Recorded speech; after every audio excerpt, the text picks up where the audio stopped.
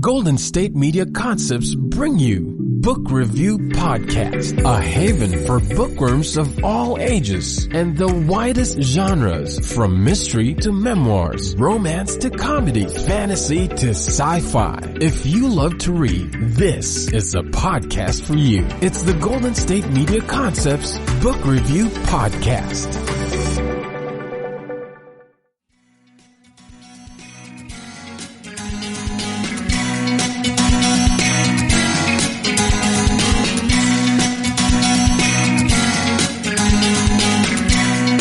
Hello and welcome to the GSMC Book Review Podcast, brought to you by the GSMC Podcast Network. I am your host, Sarah, and I am happy to be with you on this blustery Tuesday. Oh my goodness, it is finally raining in California. Actually, I see it trending on Twitter. We're so excited about the rain. We don't get normal seasons like some of the other parts of the country, and it's very blustery and windy and rainy, and it just makes me want to snuggle up with a good book and a cup of tea and go from there. But I do have to leave the house sometimes. That's the sad part about life. Okay, so on that note, I'm happy to have another author joining me today for this episode. Today I'm speaking with Jean K. Carney about her debut novel. It's called Blackbird Blues. It's historical fiction. And for those of you who are regular listeners to the podcast, you'll know that I do love historical fiction. And I'm sure I've mentioned this, but maybe I haven't, that I was a history major in college with a women's studies minor. So this book was right up my alley. It felt like something that I would have read in one of my college courses. Let me go ahead and give you the description of this book. With the help of 60-year-old black jazz man Lucius, Mary Kay O'Donnell, an 18-year-old Irish-American woman and aspiring jazz singer in Chicago, finds her way toward dealing with an unwanted pregnancy and the dying of Sister Michaeline, her voice coach, jazz mentor, and only guide through the bedlam of her childhood. Mary Kay's neighbor, Judge Engelman, introduced her to the work of James Baldwin, and the nuns exposed her to the burgeoning civil rights movement. But Lucius is the first black person Mary Kay comes to really know. They bond over Sister Michaeline's untimely death. Over time, Lucius helps Mary Kay launch her career as a singer in his jazz band. He also gives her Sister Michaeline's diary from her early cloistered years, saying it was the nun's wish. In reading the diary and in conversations with Lucius and Judge Engelman, Mary Kay discovers disillusioning aspects and secrets of her beloved mentor. This is Mary Kay's coming-of-age story as she weighs her options based on the diary, her faith, and her music, set against the backdrop of illegal abortion and child abandonment in the 1963 world of civil rights and interracial jazz. It is entirely a work of fiction, but in today's political climate, one could imagine something similar becoming real. So that is the description of Jean K. Carney's debut historical fiction novel, Blackbird Blues. You can see why it would appeal to me as a history major with a women's studies minor. You know that I love delving deeper into, just specific eras in history. And not long ago we had Susanna Calkins on the royal we. I had Susanna Calkins on the podcast, and that book was also set in Chicago, but 1920s.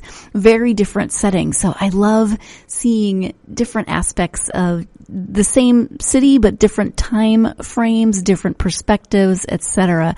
And this one is got so much going on because, you've got a young woman who is experiencing, she grows up Catholic, she went to Catholic school, she finds herself pregnant and has to figure out what she's doing with that.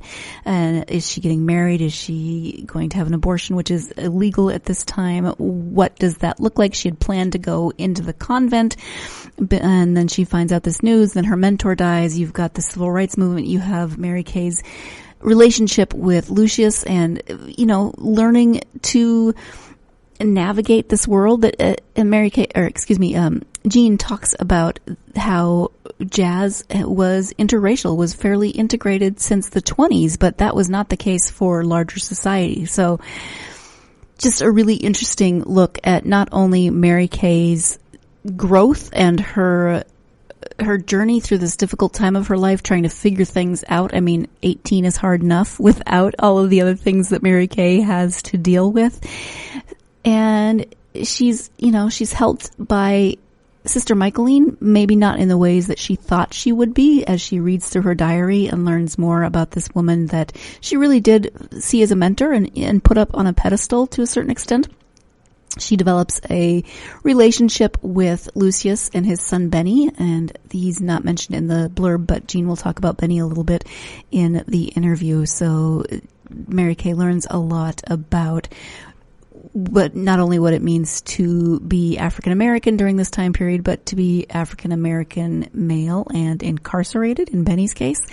Lots and lots of layers here. If you are interested in this book, I do have copies to give away, so wait until the end of the podcast and you'll find out how to be entered into that giveaway to win a copy of Blackbird. In the meantime, let's go ahead and get to the interview with Jean so she can tell you more about this book. Hi, Jean. Welcome to the podcast. Thank you so much for joining me. Thank you for having me. I'm looking forward to our talking together. I am as well, and we are here to talk about your debut novel. It's called Blackbird Blues. Before we get to the book, though, if you wouldn't mind sharing a little bit about yourself, that would be appreciated. Okay. I have had several careers. I am 71 years old. I was a newspaper reporter at the Milwaukee Journal in my 20s, which was an interesting thing because at the time there were very few women who covered anything but the women's page. And I was the first woman to cover City Hall there and the first woman to do quite a few things, including I was on the editorial board. So I had the opportunity to cover Roe v. Wade, which figures into this book, or at least the background figured into this book. I went on from there. I left the editorial board, partly because I wanted to do something that wasn't you didn't start over every day with your subject.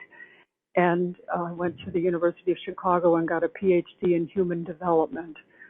And I used that degree to and became a psychologist and saw patients in psychoanalytic psychotherapy for many years, 30 years in private practice. I also taught psychology at St. Xavier College for a while and ran a low-cost clinic for patients who couldn't afford their own treatment before I went into private practice for myself. But then I retired, and when I retired, I started writing fiction.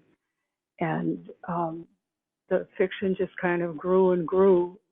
Initially, I was writing short stories, but I went to Bread Loaf, the Writers' Conference, and to Sewanee, the Writers' Conference. And at both places, my teachers there said, "What are you doing writing short stories? The things you're writing about are too complex to fit into a short story. You shouldn't be writing a novel." And of course, I didn't have the courage to try to write a novel, and somebody had encouraged me to do it. And on the way back from, I think it was from Sewanee, I started writing what later became the Blackbird Blues. Thank you for that. So let's talk a bit about Blackbird Blues. Can you give a bit of the premise of the story? The main characters are an 18-year-old Irish-American girl who and her mentor. Her mentor is dead in the first scene. She discovers her body. She's been killed in a car accident, and Mary Kay O'Donnell, the main character, discovers her. And the Sister Michaeline, who's her mentor, has written a diary that at her funeral, the man approached Mary Kay and gave her Sister Michaeline's diary. So the two main lines of the book are Mary Kay's development in tandem with Lucius, who is the man, and the diary. So the chapters alternate between what's going on with Mary Kay and Lucius in 1963 and the diary, which is going on in the 1940s. It's time to take our first break, but see, I didn't even mention that there was also that. I mean, I mentioned the diary and Sister Michaeline's story. Obviously, that would be before 1963, but you also get that historical view of the 40s and Sister Michaeline's husband going to war. Lucius actually was in World War I. There's just a broad scope of different historical glimpses that you get in this book, which I really appreciated. So we are going to take that first break of the podcast. When we come back, we'll be talking a little bit more about Mary Kay and that relationship that friendship she develops with Lucius. So stay tuned. You're listening to the GSMC Book Review Podcast, and I'll be right back. Golden State Media Concepts Sci-Fi Podcast. Together we dive into the world of sci-fi and science fiction. From episodes of Star Trek, Star Wars, to The Walking Dead, Resident Evil, all the hot new science fiction movies from the backdoors of Marvel or DC. The Golden State Media Concepts Sci-Fi Podcast. You'll never look at science fiction the same way again.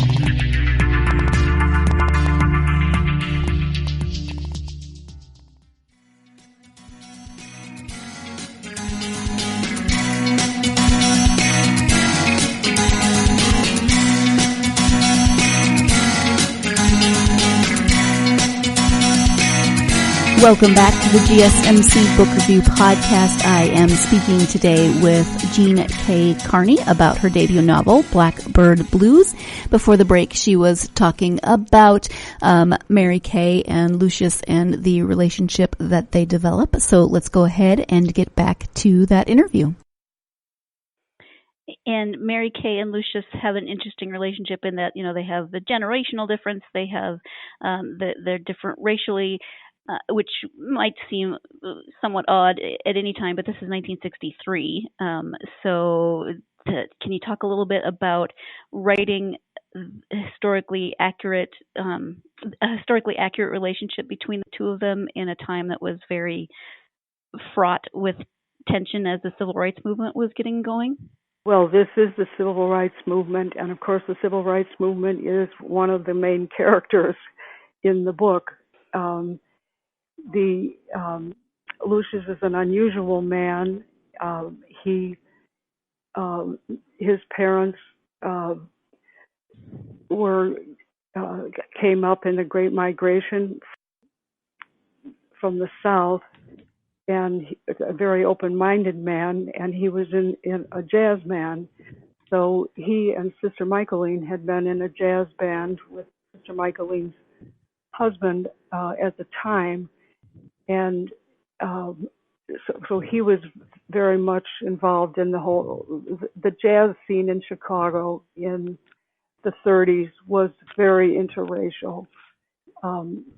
So it's not, historically, it's not surprising that he and Mary Kay O'Donnell would become friends, even in 1963, because that whole scene was integrated even in the 20s and the 30s. There were the whole jazz scene was an integrated aspect of the Chicago community.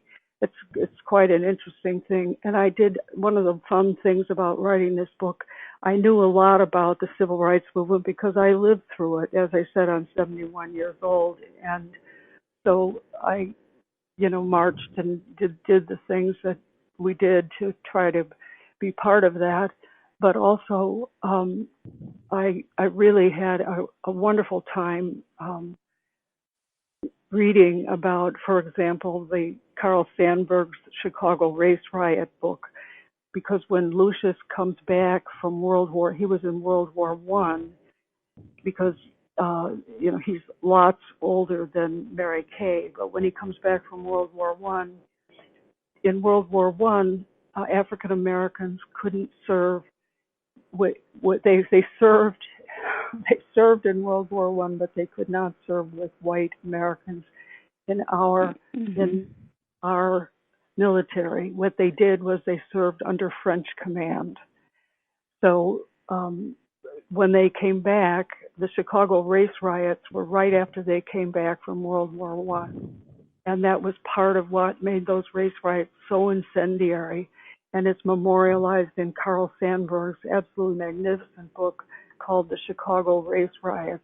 And there were race riots all over the country that year in 1919, because here are these guys who went to war, and then when they came back, they couldn't be on the same beach with white people. It was just too much, and really very, very poignant.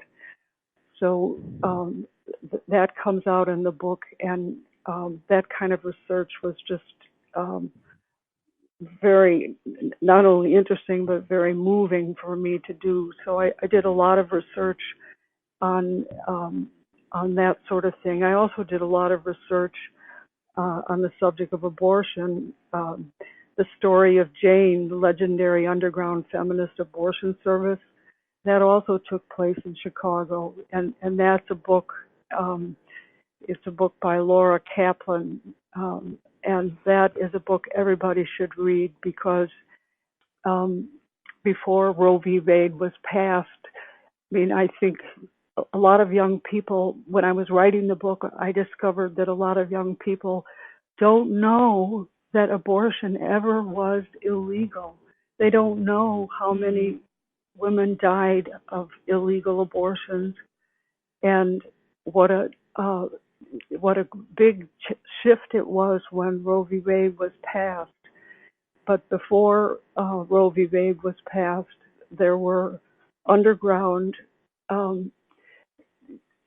services that women organized for themselves. And again, these are very moving, very moving. It's a very moving history of how abortion was taken care of before it was legal.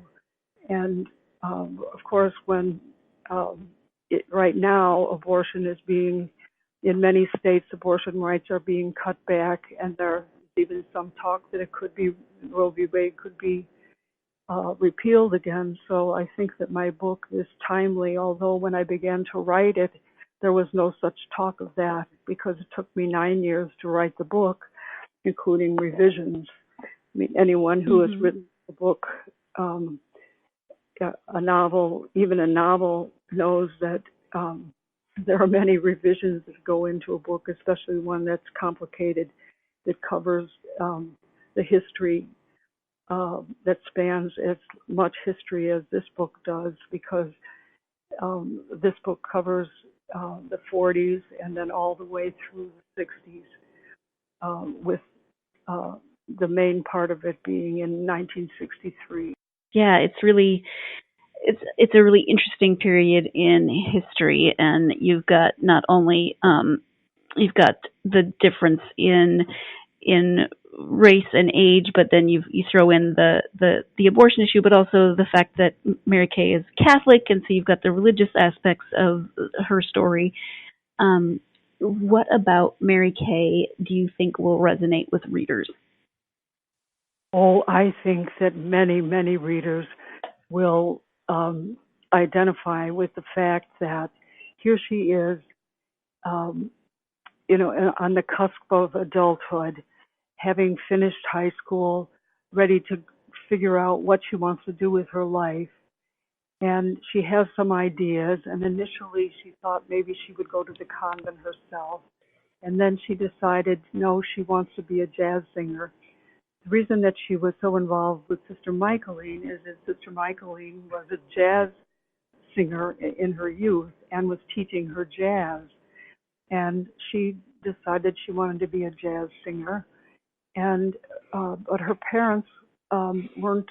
They weren't in favor of just about anything that she wanted to do. They weren't in favor of.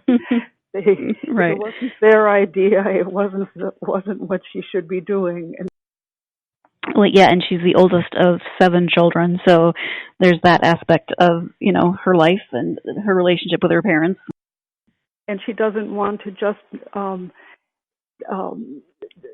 do her mother's life all over again by just simply raising children. She thinks there might be more to life than just raising children. Not that she doesn't want to have a child ever, but that she wants to do more than that.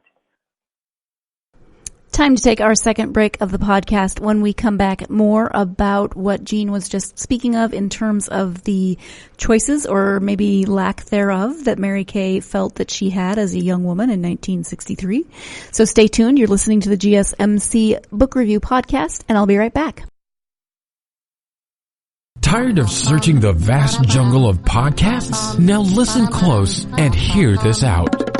There's a podcast network that covers just about everything that you've been searching. Hey! The Golden State Media Concepts Podcast Network is here.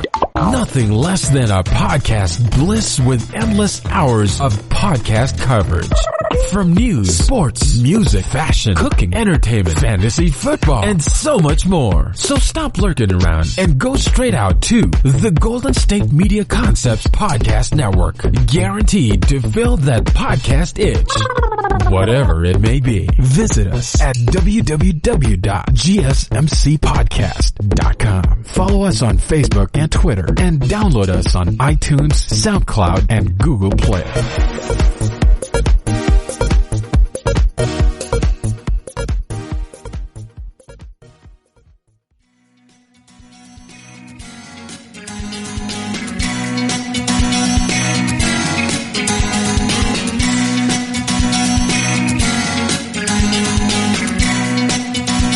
Welcome back to the GSMC Book Review Podcast. I am speaking with Jean Carney about Blackbird Blues. Let's go ahead and get back to that interview, actually the conclusion of this interview. And it's an interesting look because it's not that far past, a little over 50 years, but her choices are, it keeps coming up in conversations, her choices are she can be a wife, a teacher, a stewardess, there's very limited options for her as a female in this time. And I don't think maybe a lot of younger readers might realize how recent that is in our past. Yes, I think that's right. And in fact, when I graduated from college in 1970, it was pretty much that. And it was very unusual because when I went to the Milwaukee Journal, I got that job because I went out and got a scoop that no one else in the city had and took it in there into the editor, and he liked the story so much that he hired me. But where did they put me? They put me on editing the TV listings. That was my first job. Oh, goodness. But it didn't take long, and I got called in. It wasn't long. It was a matter of months when I got called in, and I was asked, well, did I want to go to the women's page, or would I maybe like to have a crack at hard news? And I got a crack at hard news because I said I jumped at it. I would like to do hard news. And then I sat in a foursome with 3 investigative male reporters, all in their 40s, and those men vied to see who could teach me more about investigative reporting. They each took me under their wing. They taught me everything they knew. There was none of this like Me Too stuff or anything. No one ever made a pass at me. It was an absolutely fantastic experience, and I went from there up, and pretty soon I was first woman ever to have City Hall as my own beat. And I was on the editorial board when I left the paper, which was really quite something in 1970, whatever it was, 5, 6. Yeah, that's amazing, and it's really wonderful that you had that group of mentors who really were mentors and not just like having you get coffee or doing some of those stereotypical things that could have been expected. The men at the Milwaukee Journal in the 1970s were extremely supportive of women and extremely helpful and attempting to help us get launched. And they did that for me and for any number of other women who then came aboard. It was it's a wonderful story. Yeah, that's wonderful. Are there any? I imagine the answer is yes, but are there autobiographical elements within the book? Well, the story is completely fiction. I mean, like, I never had an abortion. What else? But there are things like, for example, we did have a family dog named Bernie. The house that the O'Donnells live in is a house that my family lived in. But these are like minor things. It's easier if you're writing a novel. If you have to make up a whole new house, then every time you think of, well, then what direction does she turn to go to the bathroom, and where is the bedroom? It interferes with writing the book. So I just made the house, and the stables in the back. We did have stables in the back at that house, and there were horses, and my dad did fall off the horse and things like that. But the plot of the novel is entirely fiction. Does that make sense? Right. Yeah, absolutely. It makes perfect sense. I mean, I actually like the simplicity of how you said that. Then that way you don't even have to really think about what direction she would turn if she was going to the kitchen or the bathroom. Mm-hmm. Right. So that's wonderful.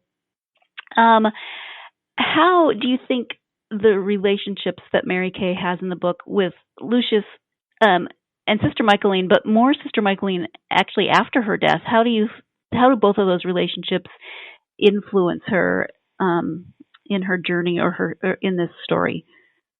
I want the readers to see that unfold, because I think there's some surprises in there. I mean, I don't think. Let me put it this way: I didn't see it coming. What I did, when you asked about what's the inspiration for the story, what happened was I was sitting in the Jazz Showcase here in Chicago, and I saw a young man making music with drums and a xylophone and back and forth and moving very, very quickly. And it took me back to a moment, not just a moment, but a time in my life when I was at the Milwaukee Journal, when I was covering children's court.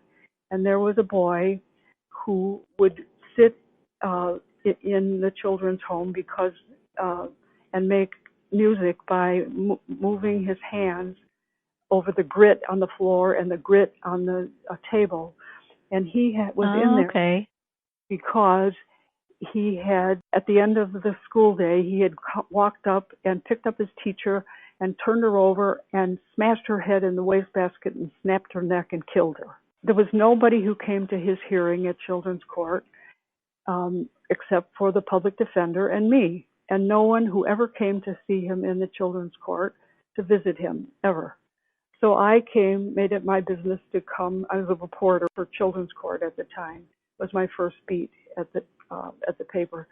So I came and I would talk to him and whatnot. And over time, I came to the conclusion that he actually did not know why he did it. I don't think he ever knew why he did it. He just did it. So that really stuck with me. And here we are now, fast forward 33 years later. I'm sitting with my husband in the Jazz Showcase, and this guy is doing the same kind of movements. And I got the idea of making a character. Now, my character Benny in the novel Blackbird Blues doesn't kill a teacher, but the feeling that I have toward my character Benny is very similar to the feeling that developed for this kid in the children's home, meaning that it's kind of love for a person who is doing things that they don't know why they're doing them, that are bad for them and bad for other people, and they don't know why they're doing them. And that feeling grew, and that character grew. And then pretty soon other characters started to kind of emerge. So I didn't start out with a story. I started out first with one character, then another character, then another character. And these characters, I would go out on walks, and these characters came erupting up from inside me somewhere. And they started doing things, and the characters started doing things. And some of them were doing things that I didn't approve of, and I didn't want them to be doing these things. But I was writing them down and whatever, and eventually it emerged into the book. Yeah, that so many authors say similar things, that the characters just suddenly start acting in a way that is not expected. So I find that fascinating. Yes, and it's not like you sit down and you say, well, I'm going to write a story about this and this and this and this and this, and they're going to do this and this. And they have their own minds of their own, and they do what they do, and you can't get in their way. They don't allow it. Right, that's fascinating. You said it took 9 years for this book. Are you working on another book, or do you want to write another novel? I am working on something, and I'll tell you about it. But the reason it took so long is that I was a full-time psychoanalytic psychologist, so I wasn't working full-time on it. I had whittled myself down to a 4-day a week, and then eventually to a 3-day a week.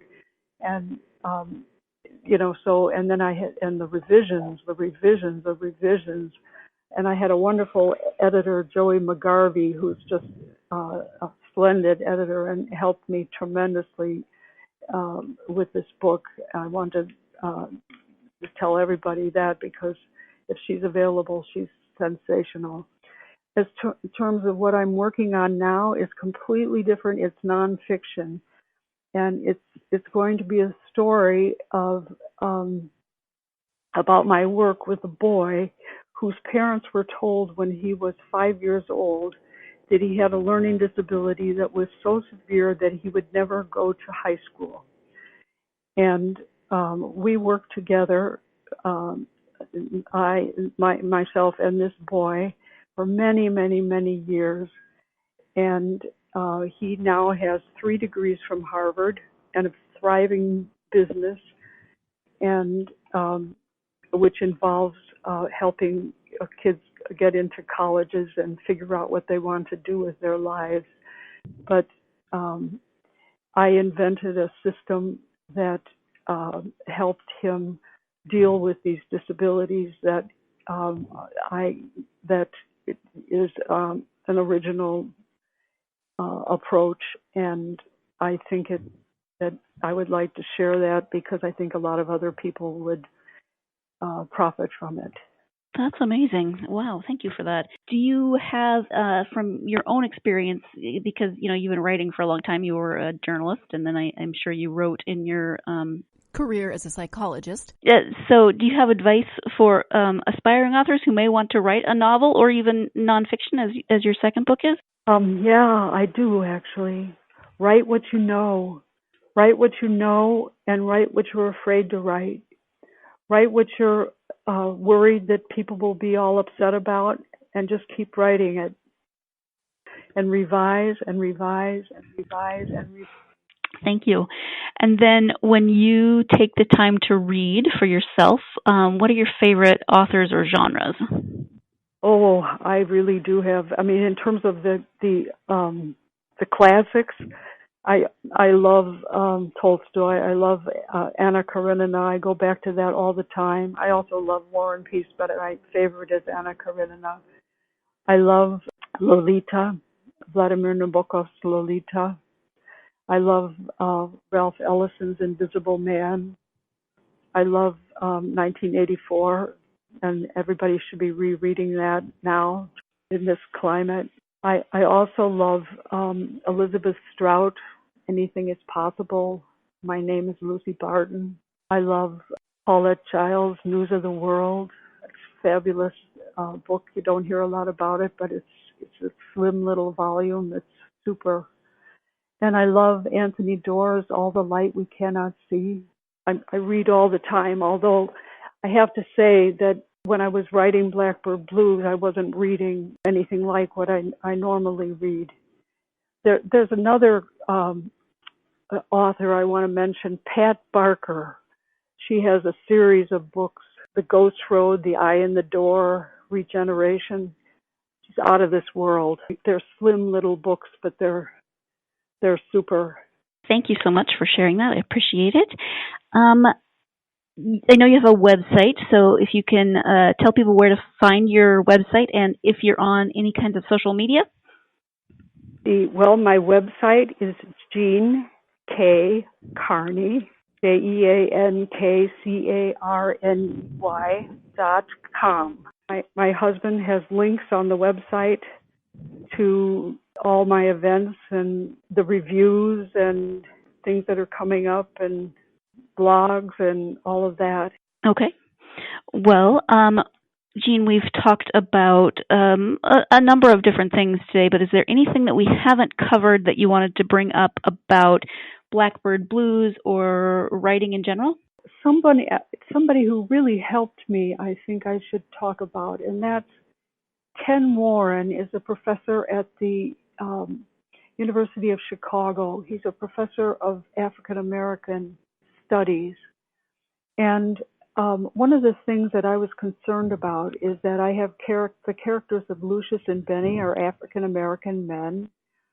And so I went to him for help in making sure that the dialogue of my African American characters and their behavior and just everything about them and how they were portrayed in the novel would be appropriate and believable, and that he would think that they would be, the way that they should be, and if he thought I should change anything about it. So he gave me a couple of books that were letters written between African American people, men, because these were my black characters are all men, that they had written between them to show the kind of languages that he used. And these men are from the same generation and the same part of the country as my characters. So I went through and I read the books, of course, and then that helped me a lot in designing their dialogue. And then Ken helped me just all the way around. And so I was confident, before I published the book, that he had me in the right ballpark with my African American characters. And I'm going to do an event with Ken in Chicago at the Seminary Co-op bookstore, in which he's going to be my interlocutor. I'm really happy about that because he's been very, very helpful with the book, but especially with the book entirely, but especially with the whole aspect of the African American characters in the book. And I'm very grateful to him about that. And I'm lucky that he was willing to be involved and to be so helpful to me. And I'm wondering... Sure, that's a real gift. It is a gift. And he's a lovely man anyway, and he really knows his stuff. This is what he does, African American literature. And of course he's African American, being his academic subject. Wonderful. Well, thank you so much for sharing that. And thank you also for taking the time to talk to me about your debut novel. It's called Blackbird Blues, and I so appreciate you talking to me about it. Well, I appreciate your inviting me, and I must say that I enjoyed talking with you. I'm glad that you're interested in Blackbird Blues, and thank you for giving me an opportunity to speak about it. I really enjoyed speaking with Jean. I want to say thank you once again to her. I was semi-joking, but not really. After we finished with the recording part of the interview, we were chatting and I said I could do a podcast just on her life because there were so many questions that I wanted to ask her about, being that first female reporter in that room with all the men working, doing the reporting on the children's court and then moving into a career in psychology and everything that she learned and studied and developed during that time. I mean, and plus she was a member, she was a part of the civil rights movement. She witnessed a part of history that I only get to read about, etc. So I find these conversations fascinating, and actually I am looking forward to her nonfiction book because I would like to learn more about what she was talking about in terms of that young man that she worked with and how he's doing today and what the technique was that they worked on and with. So thank you to Jean for taking the time to come on the podcast. Thank you, as always, to you, my listeners. I very much appreciate you. It is Thanksgiving week, and I am thankful for you. It is Thanksgiving week, so let's see. Let's go ahead and, the standard thing, if you would like to be entered to win a copy of Blackbird Blues, just go to our social media, Facebook, Twitter, or Instagram, GSMC Book Review, and comment on the post with this episode. Episode 199, interview with Jean K. Carney. And, tell me your favorite Thanksgiving food. That's what you're going to do to win this book. I know it doesn't have anything to do with the book, but it's timely in terms of the holidays. I have Thanksgiving on the brain, okay? Cut me some slack. So yes, comment on this post with your favorite Thanksgiving food and you will be entered to win a copy of Blackbird Blues. Speaking of social media, we would love it if you would follow us, like us, share, retweet, do all of those fabulous social media things. Comment. I would love to hear your comments and what you think of some of the books and the authors that I speak to here on the podcast. If you like this podcast, we would really love it if you could subscribe and give us a 5-star review. Thanksgiving is coming, and that would make me really, really thankful. More thankful than pie, even, and that's pretty thankful. Speaking of thankful, thank you again to Jean. Thank you again to you, my listeners. I hope you're having a wonderful week. I hope you have a wonderful, wonderful, wonderful Thanksgiving, and I hope that Thanksgiving gives you plenty of time to get lost in a good book. Thanks. You've been listening to the Golden State Media Concepts Book Review Podcast, part of the Golden State Media Concepts Podcast Network. You can find this show and others like it at www.gsmcpodcast.com. Download our podcast on iTunes, Stitcher, SoundCloud, and Google Play. Just type in GSMC to find all the shows from the Golden State Media Concepts Podcast Network, from movies to music, from sports to entertainment, and even weird news. You can also follow us on Twitter and on Facebook. Thank you, and we hope you have enjoyed today's program.